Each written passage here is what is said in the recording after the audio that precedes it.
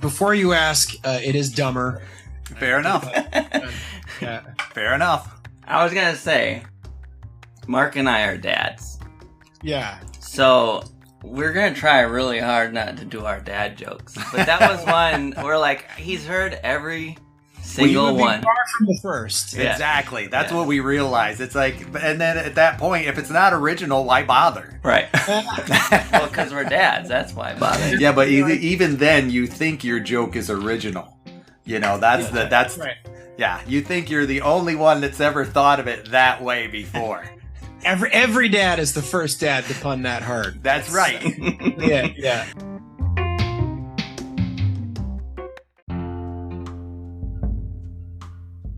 Welcome to How I See It with me, Mark Pratt, and Justin Sternberg. This is a podcast that works to counter cultural polarization through thoughtful conversations. So again, thank you for being on here.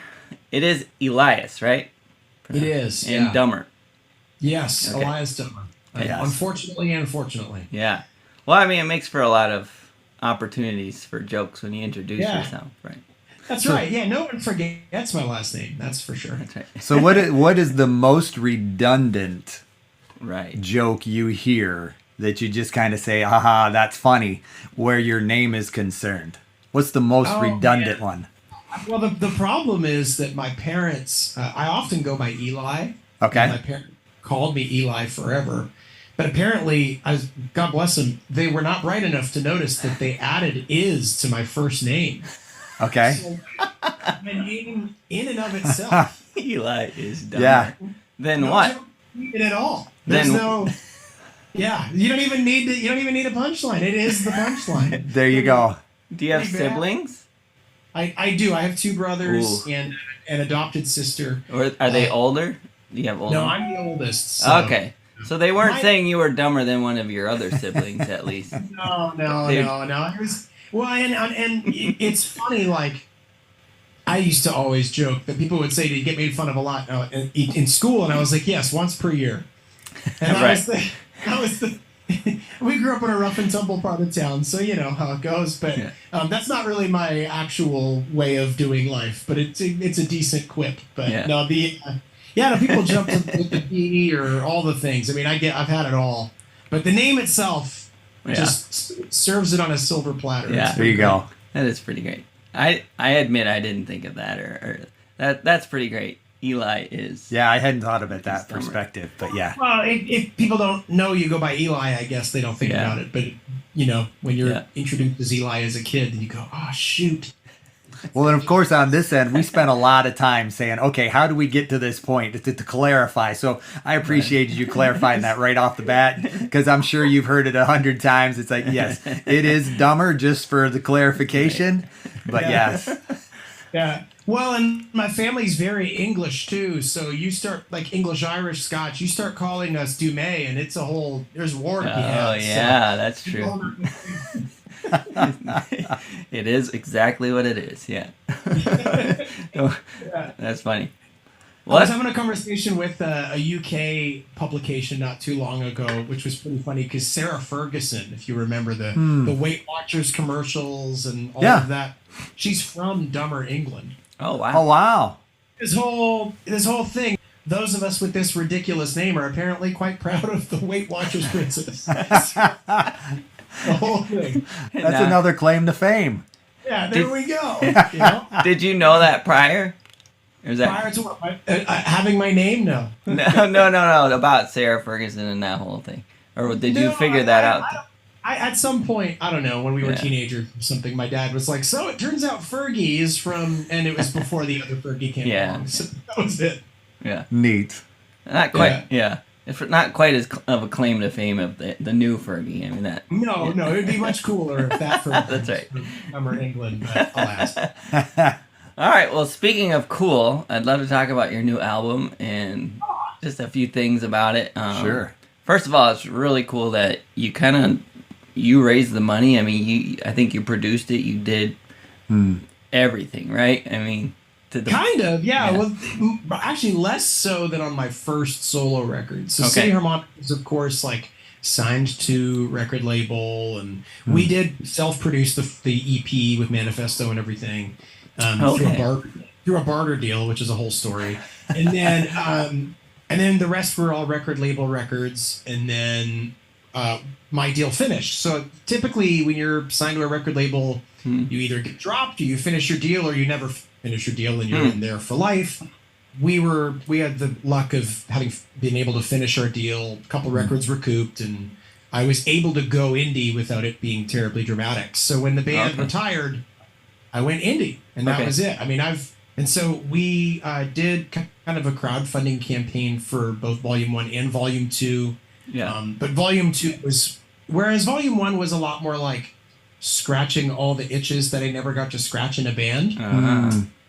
Volume 2 was a little more like, okay, I'm a little more comfortable with what I want to do now. And a big part of that was working with friends. So I co-produced the record with Brent Milligan, who's a legend. He played bass on Jesus Freak, and he produced David Crowder Band and Torrin Wells and Colony House and all these rad projects. And then there's a lot of like collaborations on this record as well. So it's very communal, even though I did have a vision for it in a sense of what I wanted to do and played a heavy hand in all of it. It's still very much like doing cool things with my friends, you know? I was going to ask you about that because, you know, a lot of songs have, you know, bylines and different artists. And I also noticed, J.J. Heller, I think was in Manifesto, right? In that video. That's Holy Wedding Day. So she did. Yeah, sorry, not Manifesto. No, it's great. She did a version of Holy Wedding Day with us years ago. We met years and years ago. Then when they moved to Nashville, we like helped them move in and hung out. So we were kind of like family friends. I get together, particularly with her husband Dave, you know, pretty regularly.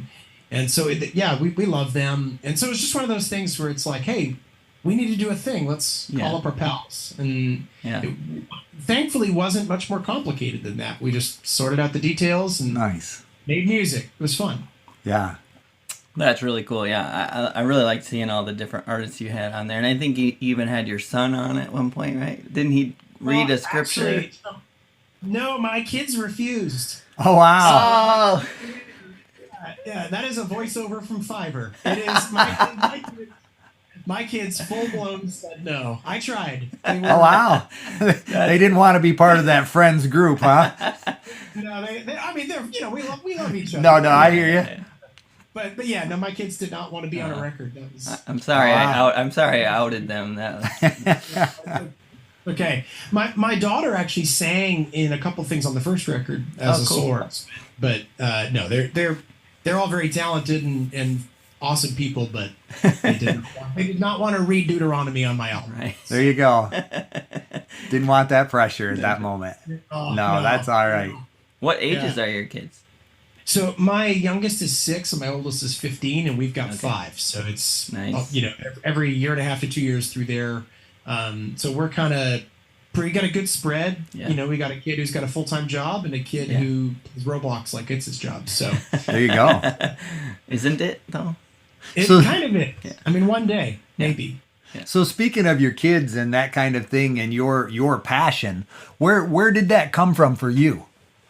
Music and your family, you know, growing up in your family, you know, that kind of thing. As you shared a little bit, you know, you kind of grew up in this construction world, and so it's like, you know, there's automatically going to be this part of us that says, okay, yeah, music is fine, but how are you going to make a living type stuff, you know? That yeah. Well, so my family, my dad's like a architectural engineer of sorts. He does like infrared heating stuff for big buildings. Sure. But every Saturday he would be working on the house and that sort of thing. I was honestly never really part of it. My family life growing up was like, you know, I come from a broken home. My parents divorced, and it got real complicated for a while. And so when my wife and I got married pretty young, we had my aunt and uncle who had 5 kids and this great life. They'd lived in Africa for years as missionaries. They came back, and he was a contractor when he came back, and so that was all pretty great. For me, like kind of home reno stuff is really just recreational and a break for the rest of my life. But you know, I think having a tight knit family has been important to us from the get go. Honestly, partly because my family wasn't that. I have my brother my brother, I have a brother who has autism, and I have my been mental health stuff in my family's history, and so it's just we're a couple generations away from family disasters. Let's put it that way. So sure. So I think for us, it's been important to sort of, as people who want to follow Jesus in all we do, try the best we can at least to create a community unto ourselves and have that be something good for the community. And I don't know that we're nailing it, but it's certainly been important to us all along. Sure. And I think in a lot of ways that's what music is. I mean, that's you're creating, and it's been a good bonding tool for me and my kids. My daughter sings, my son plays drums and piano. And so cool. It's just been fun to connect that way. So when this house is done, it will include a recording studio. Nice. Which they'll all be able to mess around in, and I don't know. I never had that, so that's pretty wild. Yeah, that is so cool. Yeah. So for you, when do you remember that passion coming for you personally, even before your own personal family? You and your wife, kind of how was that developed?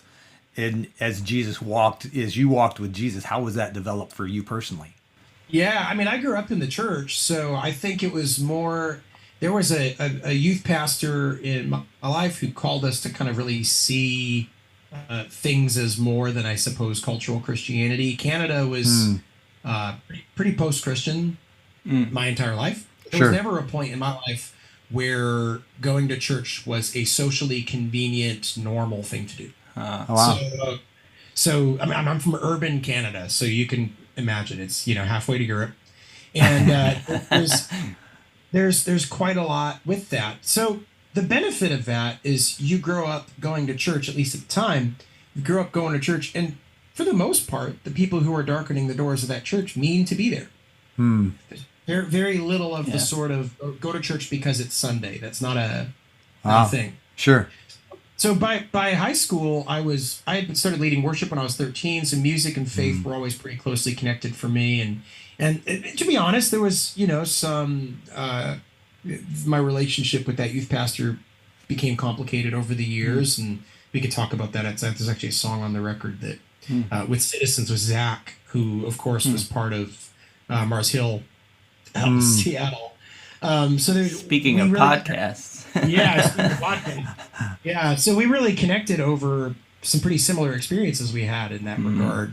But nevertheless, the good with the bad, that guy, created a great community and a great group of a culture for calling each other into living the way of Jesus and knowing and being. I mean, it was the 90s, and Toronto Airport was right around the corner, so you couldn't really avoid so much of what was happening in terms of, again, with the good and the bad, renewal and all of the things that were happening in the church in our area. So it was a really fascinating time growing up, and I think it's kind of forever left an imprint on us. No doubt. Yeah. That's fascinating. Yeah. When you don't see church as a social opportunity, it definitely has a different viewpoint for you growing up the way you did. Oh, totally. And it's not that doesn't exist at all, of course. It's just, it's certainly not the norm. So having been to church in the Bible Belt in the last 10 years when we were in Nashville, it is really, really different. Really, really different. That's kind of where I was coming from. It's like, it's got to, what did you notice specifically in that era? Well, no one ever, if you meet somebody in Canada, no one says, what church do you go to? I hear you. That's not coming up. And to the point where like and I've actually thought this, not to get all weird about it, but I've actually thought this sort of about the way we participate in culture as Christians, because interestingly in Canada, there's a bit more of like indifference almost rather than animosity towards religion and spirituality and Christianity. And so it's at least at the everyday person you meet in the street. Right? Sure. It's not like they're anti-Christian. They're just like, oh, cute. Yeah. And then that's the end of the conversation, unless something comes up or life gets involved, which it often does. But I in the Bible Belt, there's a lot more of kind of a, what church do you go to? What denomination are you from? What's your grandpa do? Yeah. All that stuff that just isn't baked in. So there's nobody going to church in Canada to find their next real estate listing. Like that's not a thing. You know, I mean, maybe it is, but not with any substantial quantity. Huh. Sure. And that is definitely a phenomenon in Nashville. Right. You know, You go to the politician goes to church for the 3 months leading up to his election and all the stuff, you know. Yeah. That's fascinating. I mean, you're talking about kind of some of the more, I don't know, cultural things, and I feel like a big part of this album has a lot to do with kind of some cultural shifts, but also I feel like they're, and this could just be me reading myself into the album. Sure. Well, so I guess what I'm saying is what you want, I think, as an artist, is you want people to hear themselves in the album and like kind of embrace it as if, did you write that for me, kind of thing. Right. So I'm sure there's some of that going on, but I also feel like maybe it is what's happening on your end. I don't know. But for me, a big part of like a shift over the years is just learning what's important, what is meaningful, what actually matters to God versus doesn't. I think about watching, like, I went to a concert of the City Harmonic was there, Newsboys concert, City Harmonic. Oh, yeah. So like 10 years ago almost. Yes. Yeah. And watching you guys do Manifesto, it was amazing. I mean, it's certainly one of my top 3 concert experiences. I loved it. I loved it. Just so you know. I loved it. Yeah. And a few people from our church went, including our worship leader. We ended up doing Manifesto at church many times after that. Thank you, by the way. Oh, man. Yeah. Yeah. And my wife does the keys, and she nails the part. And I wish she was here. I'd have her play it for you. And we would indulge ourselves and make you endure it. Like, people play this for me all the time. Anyway, the point is, watching those YouTube videos, remembering that experience, and kind of hearing the lyrics of what you're saying, like, do we need another song? Like, like there's a progression, it seems like, in your faith of, I thought what mattered was this, and now I know what matters is this. That's a progression that I've been going through, and again, maybe reading into it, but I'm curious your thoughts on that.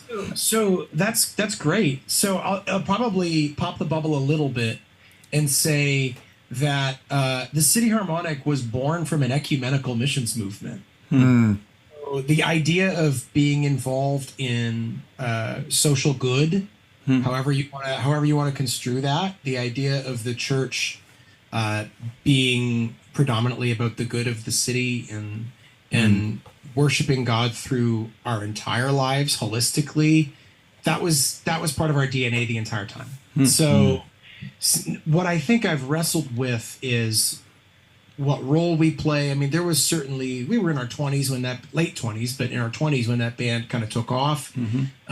So there was a little bit of like vigor and naivety, I think, potentially around how much we as a band could accomplish in terms of bringing churches together around the States, to the point where we lost our shirts in 2015 on a tour designed to do exactly that. We went around and we organized pastoral roundtables, and we were hosting, Lutherans and Catholics and Pentecostals at the same thing, and then trying to get them to take communion like idiots.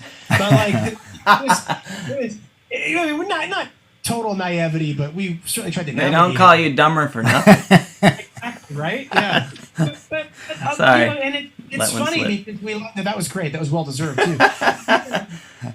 We lost a lot of money doing it and don't regret it in the slightest. Oh, cool. So that was sort of baked into what we were doing. However, I think I've always had a lot of I guess meta level hope, and I still do meta level hope in the church, and by that I mean the global Christian church doing Jesus well. I think it's just increasingly the case, or increasingly apparent, that the disconnect between what we do as public Christianity and the doing of faith as a worship leader, as a guy who writes songs, as a thinker, as a nerd, that gap is widening, not shrinking.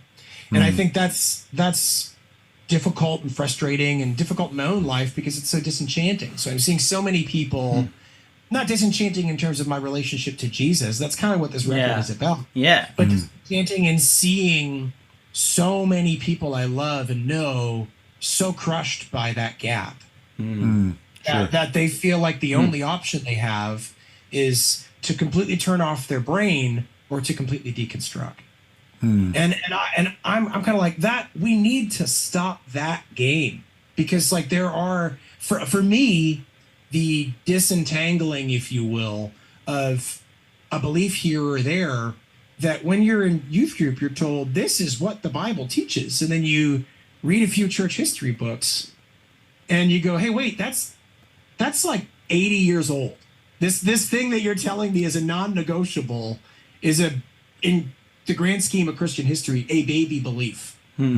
Sure. And there's so many of those that you kind of, and for us in the City Harmonic, the simple truth is that all was happening 18 years ago. So by the time the City Harmonic was already a band, we were already fish out of water in many of the circles that we were in.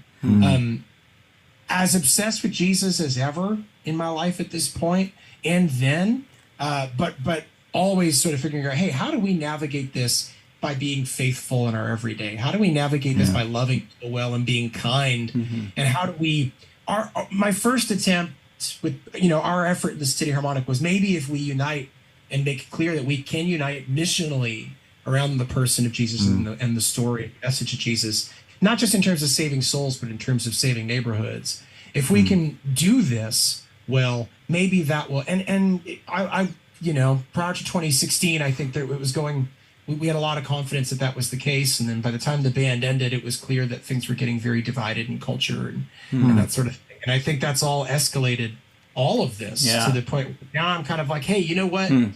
Don't have to throw out the baby with the bathwater. Yeah. Sure. Yeah, I mean, like you've got Amos. I remain haunted, and people argue about the interpretation of this, but I remain haunted by Amos 5. I mean, there's this sense in which we have. Aren't we all haunted by Amos 5? But I mean, like this away with the noise of your festival, like away with all of these things, but let justice and righteousness. Like there's this kind of like sense of like, hey, you can do church all you want, but if church doesn't lead to the bottom line of your neighborhood being, a better place to live. Yes. And you're wasting my time and yours. And this is, the Lord speaking prophetically through Amos. Yeah. And so you have true religion and James, you've got all this stuff. And so I think there is the business of doing church. And something I've kind of tried to offset. I mean, I've been a tent maker the whole time. And in that I own a marketing agency and a few small businesses in order for me to do music and ministry as earnestly as I can. I tried my best to take money off the table because of my own personality, not the role.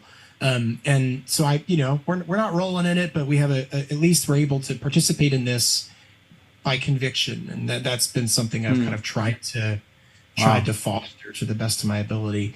But yeah, all of that to say, like I think for me, there really is the like doing of religion and then the way of Jesus. And it's not religion, it is religion, but it's doing that in every sphere of life is what we're called to, plain and simple. Yeah, it's good. That authenticity that basically goes through whatever my tent making role might be, whatever my denomination, whatever my service might be to the kingdom, as we may say.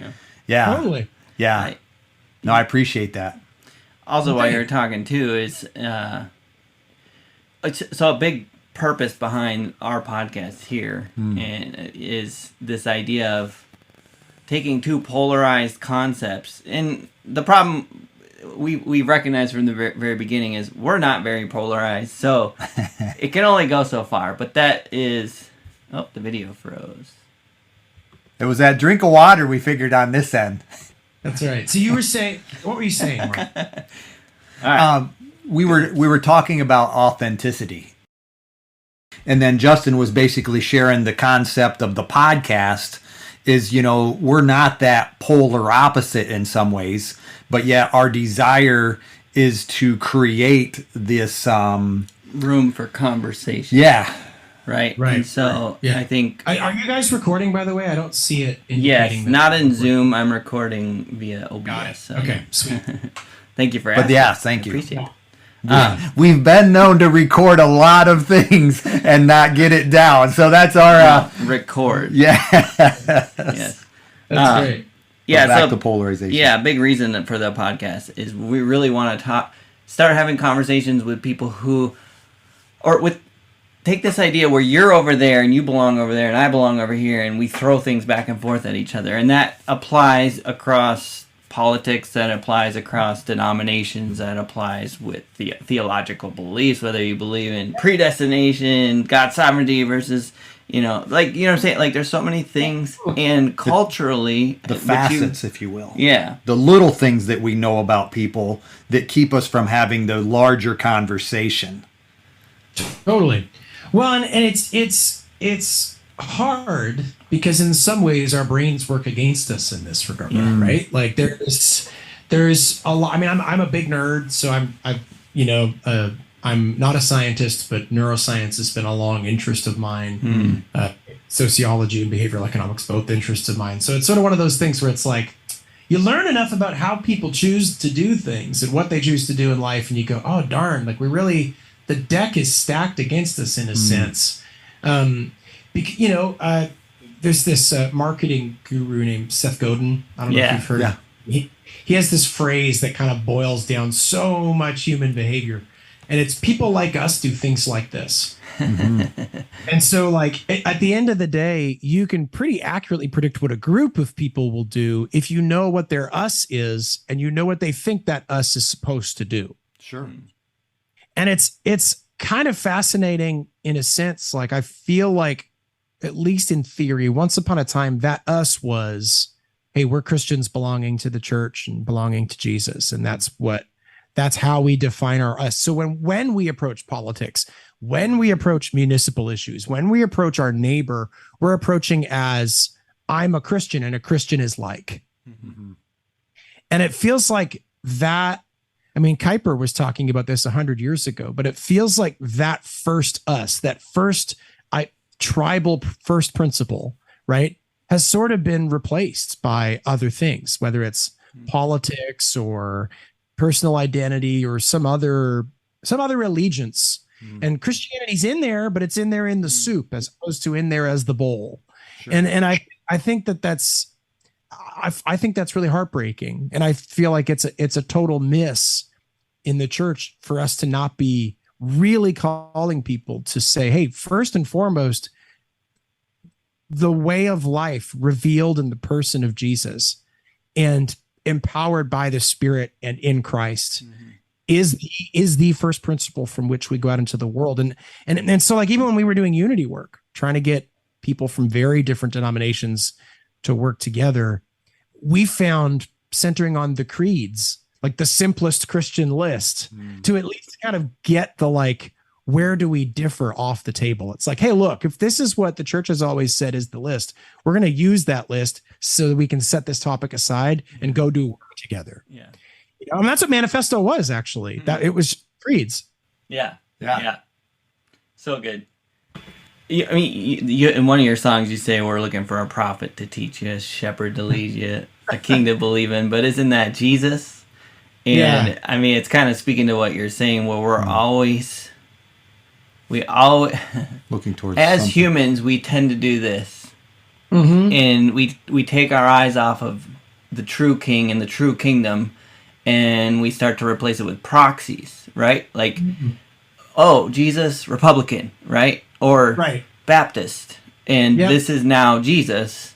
And but this is easier to see. This is easier to wrap my mind around. This is easier to have an allegiance to. But we still call it the kingdom, right? Oh, totally. Well, and I think behind that too, there's a not to get all heady about it, but there's a healthy degree in which I feel like in Western Christianity, and I only speak that way because I don't know present day Eastern Christianity well enough, but sure. But within our context, it feels like there's a dualism that has been taken for granted, where we think of the gospel, we think of the Christian faith and the implications of the Christian faith as being primarily spiritual and having little or nothing to do with real life. Right. Sure. Yes. So the implications of knowing Jesus and having the Holy Spirit are a bunch of esoteric spiritual exercises and or experiences, and that it's primarily about escaping. And Sure. I don't see that in the Bible. I don't see that in the Christian story up to up until maybe 150 years ago. And so there is this sense in which, like, the Jewish people were a deeply holistic people. They weren't primarily concerned about the afterlife. They didn't even barely have a theory of the afterlife. So most of the Old Testament, they're all over the place in terms of what happens after you die. So it seems clear to me, at least, that wasn't the primary concern of Jesus as he called his disciples. And, so much of the New Testament is about how do you live? Now, how do you live? Yeah. And I think we've kind of lost a lot of that as the main thrust of what is happening. And so if that's the case, then I think it kind of makes sense that people are going to turn to other things to say, well, if Christianity doesn't answer how I should really live, because there are reasons I shouldn't take this teaching or that teaching seriously, then I'm going to look to something else to tell me how I do live, because I do have to go to work. Yeah. I do have to go to the grocery store, and I do have to. So we kind of need to redeem a little bit of that. Like, this is a way. This is the early Christians were called the way. We're following in the footsteps of Jesus. The red letters in the Sermon on the Mount are instructive. Yeah. Not, and really take that to heart. But it feels a little bit like a voice in the wilderness in our current political climate. To your point about all of that, we're pretty involved. I've been involved in a program called Celebrate Recovery for 15 years, and Mark's been involved for a few years with me, and we love it. And a big reason I love it so much is because it's basically saying this problem of addiction, there is a solution, and it's Jesus, right? And it's basically it's what you're saying. It's taking all of these scriptural truths and saying, now apply it for real here, and apply it for real here, and apply it for real here, and then holding you accountable to that, and living in the reality of what it is to be a Jesus follower who struggles.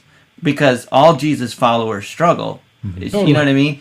And Jesus' teachings are full of how to live as a broken person, but trying to follow him, And it's not hard to find tools in the Bible for addiction, for whatever it is. So it's been a passion of mine for a long time, because it's kind of putting boots to the ground in terms of what Jesus said versus practical living things out. Does that make sense? Oh, totally. Well, and I think with that, like you mentioned the song Kyrie Eleison, It's Mercy We Need. So I wrote that with Zach Boland of Citizens, and so Citizens features on the song, and of course that was in response both to my own experiences and his in Mars Hill with Mark Driscoll. So we wrote that song before the Rise and Fall of Mars Hill podcast even came out. My experience had nothing to do with cameras and podcasts, but my youth pastor had similar personality traits. And the reality is, looking back, there is good and bad in that experience and relationship. I don't want to throw him under the bus. It's not that simple. But the reason that the song, the kind of pretense of the song is It's Mercy We Need, is realizing that on some level, like, personality worship in and of, if we throw all of our eggs in the basket of a human being, that human being will fail us. Yep, sure. There's exactly one who hasn't. And I think and I had the gift of having that man in my life saying all along, don't follow me as I follow Jesus, quoting Paul, of course. Sure. So there is this sense in which, like, we do need that. We need the social interaction. We need that trust to be meaningful. Like if in Celebrate Recovery, everyone around you failed all of the time and no one actually accomplished what they were trying to do, it wouldn't be a very effective ministry. Right. And so it's the same thing. Like, yes, we fail, but we are constantly pulling each other forward because we exist in a community while redirecting. And that's a kind of a two-sided thing that we have to do. And I think we so love personality worship as people. We're drawn to that. And so that I think there's a reason that at the heart of it all, Jesus essentially calls us to mercy and kindness in the story of the Good Samaritan, in breaking it all down to the Shema and loving God and neighbor, basically the same. There's this sort of like, hey, well, what does kindness mean? Kindness is treating of like kind, right? So there's this sort of like, hey, at the heart of the Christian message is a love that surpasses our failures and surpasses our dividing lines and surpasses our boundaries. And that includes not holding someone up in a place that they can't possibly live up to. Sure. And it's interesting as you think about that. I think that's what the Sermon on the Mount was. You have been taught, the Pharisees have demonstrated, but I'm showing you, I'm telling you, this is what the kingdom is about, And I think, totally. And I think that's what we're talking about. So much of what we believe or tend to think about, we have been taught by someone, who we've held in esteem, whether it's our parents, whether it's a worship leader, whether it's a youth pastor, those kind of things. And it is about that relearning based on, Jesus wanting or deserving even, and being able to extend that mercy to others and to ourselves to say, okay, yeah, this is what you've learned. This is what you've been taught. So it makes perfect sense that you're operating in this way. Because people us, that's exactly it. Yeah. People like us do things like that, right? Yes. Yes. Right. That's right. Yes. And I mean, Christianity is 2,000 years old and as diverse as every nation on the planet. And I'm talking about like basic Orthodox Christianity, not even talking about, all of the various splinter cults that might break off. I mean, like within the confines of genuine, authentic Christian faith, we have a lot of history and a lot of diversity. And so I think, just because someone failed me horribly, and they did, and just because someone bordered on abuse, and I don't know, but it certainly gets close. And so like, just because those things happen doesn't mean that Jesus isn't who he says he is. It means that I've got work to do in understanding and unearthing, in a sense, through history and these ancient writers and current writers, and going, what is it? What's the diamond in the center of all of this coal that just keeps shining through no matter what? And that's we've talked about this record as like stubbornly hopeful, because that's kind of it. Like, it's not a deconstruction record, so to speak, because if you wanted to describe my spiritual life, that would have happened 20 years ago, and it did, in a sense. Like, trying to figure out what's this or what's that in faith, that's a journey I'm still on. But it certainly is a like, hey, I've been as frustrated and angry, and it's like lament and hope in the same place. We started this record, Brent and I, when we were first talking about it, I was like, I really feel like if I make anything right now, first of all, it was approached as an album, so I appreciated that you listened to it as such, but it was meant to be a journey from start to finish, lyrically, musically, all of it. And so it was sort of this sense in like, I feel like it would be really hard to put out a worship record right now, or any record that's designed to help people pray prayers through music, and have it not be at least bittersweet. Yeah. I don't know how someone living in North America or the West can look at our life as the church right now and not be like, well, this is complicated. Right. I mean, we've got a lot of people angry about a lot of things, and for good reasons. Yeah. And so I think as those of us helping people process that through music and prayer, I just can't imagine having made a record that was, rainbow and sunshines and high fives and unicorns. I don't see it. Yeah. And those albums certainly exist, but they're kind of disjointed, right? From it certainly feels like it, but it makes sense if your Christianity is totally divorced from your real life. Yeah, that's the place where you go to happy. That's where you go to escape the real world instead of, like you said. That's where you go to get them. Yeah, you do that. You do that, and then you walk into your everyday life going rainbows and unicorns, rainbows. And it's like, well, can you please? It doesn't seem. My kids already did, I'm sure. It was just, yeah, that's good.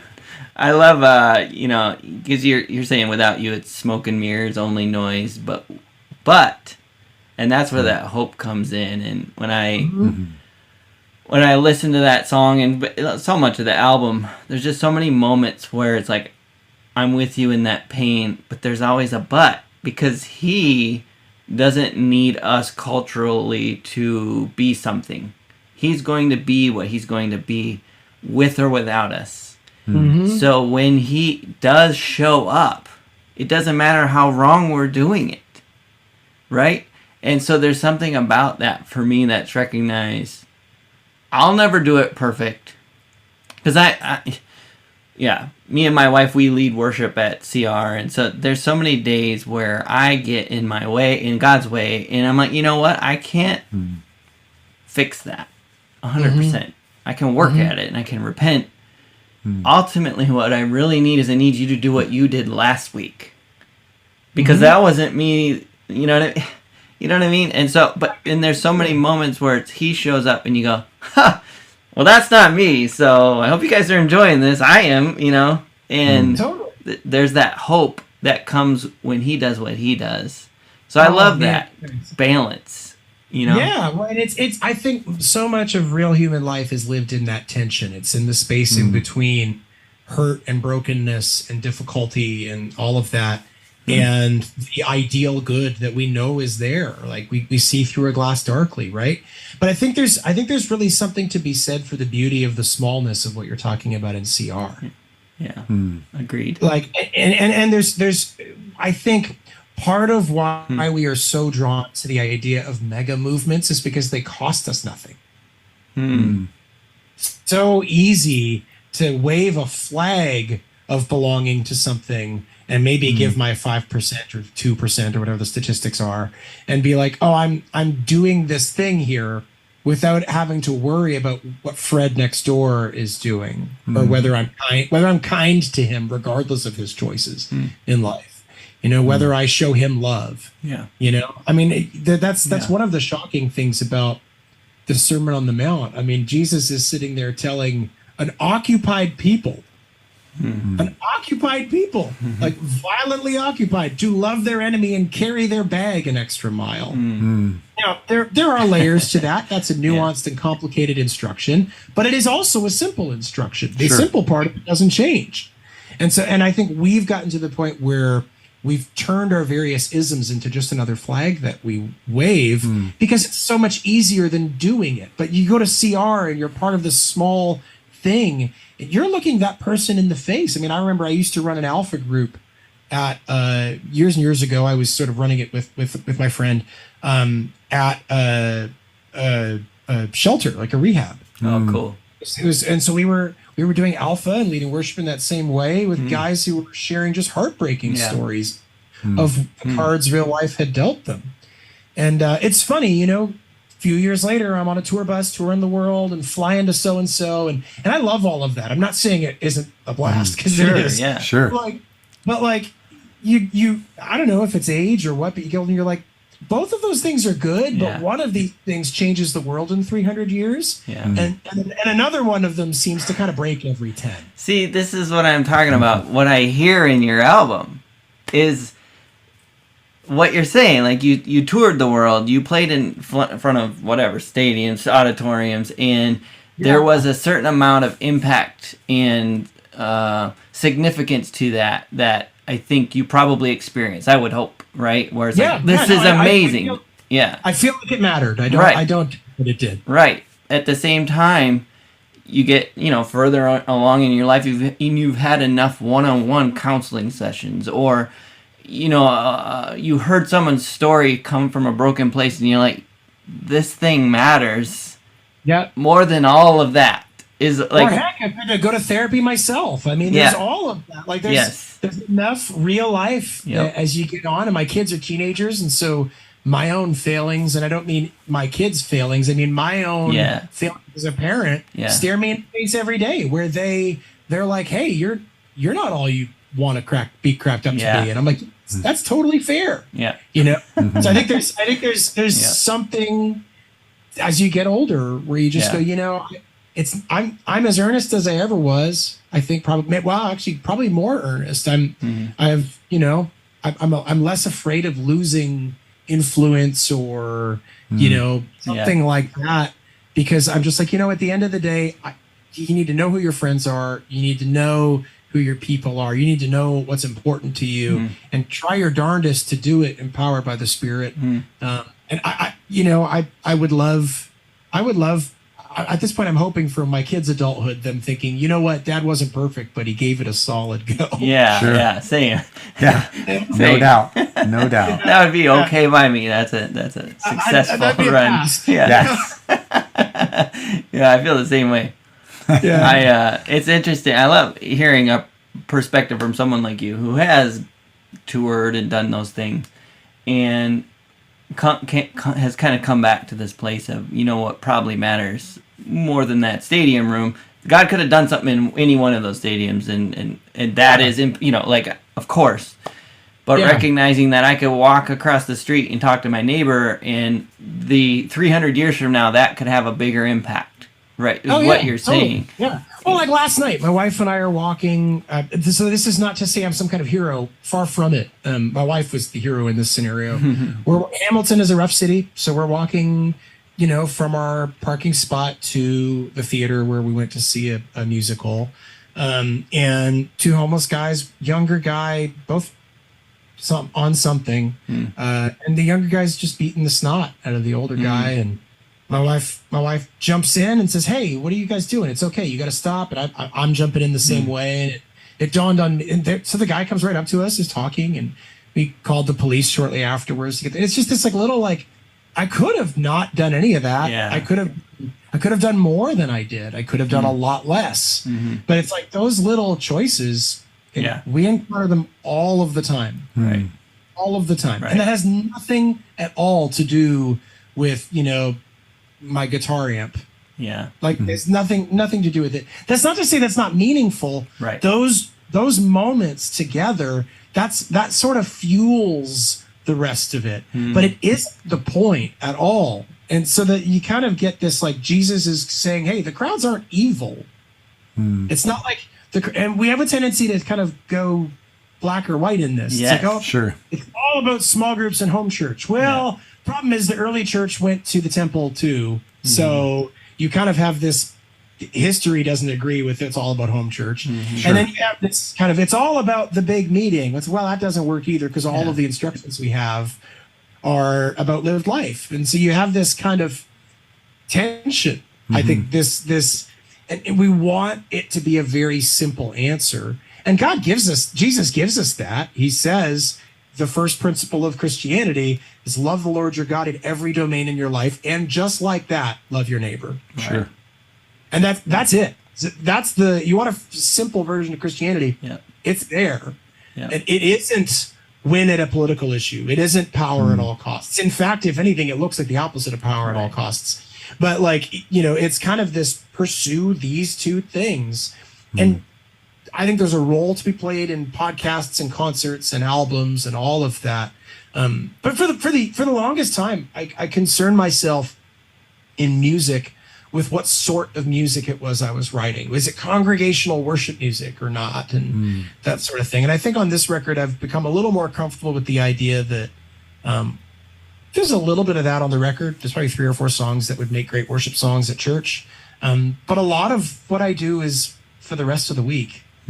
Sure. You know, and it's not really for the purposes of entertainment, although it is entertaining, hopefully. But it's really like me processing my following, good and bad, out loud, in the hopes of giving somebody else the ability to, whether it's on their run or their morning walk or whatever, you know, to do the same thing and have language that they didn't have to do that. That's kind of what we do as worship writers, you know? Yeah. So this record does have a bit more of like an artistic and I don't know, vulnerable flair to it worship records can, and certainly than I've been able to produce at different times. So yeah. No, like you say, I'm definitely not steeped in worship nearly as much as Justin is. Okay. No, and that's a compliment. To have that being so much of your life. You're immersed in it to a degree, and that's a great thing. But it was definitely for me, from the outside listening to your album, I appreciated the way. I guess my wife and I, whenever we go somewhere to worship, corporately, we just appreciate so much when there is a vocabulary that draws us, towards Christ and who God is versus the me worship style that, repeats what I am and how God can help me versus how me focusing on God and drawing close to Him transforms me. And, and I think so much of that is that difference between entertainment and worship. And I think that becomes, there again, there's that tension. And that's what I was gonna say is like, I think the reality is though, that's a tension. So what often worship leaders will do is make that into a hard and fast rule. Yeah. They'll say, oh, I can't write a song with personal pronouns in it. It all has to be talking to God. The problem is the vast majority of Christian history used the Psalter as the worship book of the ages. Sure. And were we to make that a hard and fast rule? We only talk to God, never about ourselves. We don't celebrate anything God has done for us. We only celebrate who God is. You'd fail the Bible. Yeah. So if the songbook of the Bible can't pass that rule, it's a good reminder. Sure. Of that rule. No doubt. That's kind of what I'm saying. That tension is there. And worship leaders are so often drawn to the simplest version of it so they can move on. Sure. And I think that's something that I don't think following Jesus allows us to do very easily is move on to the next thing we can be victorious over. Doesn't it what Eugene Peterson called it a long walk in the same direction, right? So it's that kind of like, so much of Christian faith is showing up again. Like CR. Sure. It's showing up again. Yeah. And being like, hey, today this is what it means for me to be faithful in this. And so that's part of one of the dilemmas in kind of, I'm not calling anyone in particular out, but this occasional tendency to like almost like a toxic positivity in worship. Like the only songs we sing are victorious over all of our problems and Jericho's walls fell down. And it's just like, sometimes the wall's just still there. But there's also this other side where it's all about the drama and how hard life is, and Jesus can get you through, but it's focused on the difficult. It's kind of the opposite of what you're saying, focused on positivity or whatever. There's also a focus on negativity, and exactly. Those draw me in more than the positivity ones. Those tie into my struggle with mental health and different things, and those can. And it is a tension. It is a balance because sometimes that's what I need to hear. I need someone to meet me where I am, right? Yes. And same with they both are needed. I think this is a conversation I had recently with my wife too about denominations and different churches, and I think you and I talked about it too. Is there's a reason there's a Baptist church and our church and this other Baptist church all within 5 miles, and it's because God said it was supposed to be that way. And he wanted this person here and this person here and this person here because that's what they needed. That in His sovereignty and His wisdom chose it. And I think that's true with music. I think that's true with so many things. And one of the things we've figured out with polarization in these conversations is that's the easy part, is saying, oh, I'm black or I'm white. And problem solving, like you said, now I can move on to the next problem. When it's, as believers, like you said, if we're doing number 1 and number 2 right, love God, love people, oftentimes those things take us away from that, because and there's a couple of fascinating things I think with that. First, there's a few studies called Dummer's number, which has come out, which is talking about how much the brain's capacity for community size. You heard of this? No. So this is a study that's been debated, and the thing is, everyone comes to a number, and that number is never 1,000. Let me just put it that way. So Dunbar's first theory was 125. Okay. So the brain basically has capacity for around 125, where we can remember community connectors. And of that, we have 15 that dictate 90% of our life and time. And of that, we have like 3 to 5, which dictate 90% of that. So it's like you have a small group of people, which are relationships you can count on one hand, who are the real people. Then you have about 15 people that are your wider circle. And then you have about 125 people. And no matter what else you're doing, that's about what you have in terms of meaningful relationships. And that kind of rings true for most people, I think. There's sort of this sense of like, I guess there might be contextual relationships. There might be, but if someone at the end of their life is, very few funerals have 1,000 people at them. And so like there's this kind of bonded thing. And I think like we tend to think larger than that while still doing small in that sense, right? Like we still do that 125 people thing. So it's no surprise that humans organize and divide. The question is, when you have that thing happening, is there a layer above it which we recognize as bonding us and binding us together? And so that's like, yes, you have the Methodist Church, you have the Baptist Church, you have the Catholic Church, you have whatever Anglican Church down the road. The question is, do we all say, and we have Jesus in common? And approach each other as brothers and sisters on mission together as a result of that. And I think that's a really important facet that I'm grateful to have grown up in a city where that was the norm. And that's a very rare thing. And I'll be honest, today, it feels like it's a struggle to keep in Hamilton. It feels different than it did. It's hitting less hard than it did, as far as I can tell. But it's still, that desire is still there because we've seen it firsthand here. So there is that there. I think with the music thing too, and I kind of get it from a songwriting standpoint. You've got a group of people, you've got a community of people, and you got 100. Let's say you're at a small church of 100, you're at a big church of 600. Doesn't really matter, right? You're at a church of 10,000. I don't know, and you want everyone to come in to Sunday morning and relate to something so that they can be invested and be fully holistically invested in what's happening together in corporate worship. So that's a good goal. It's a noble goal.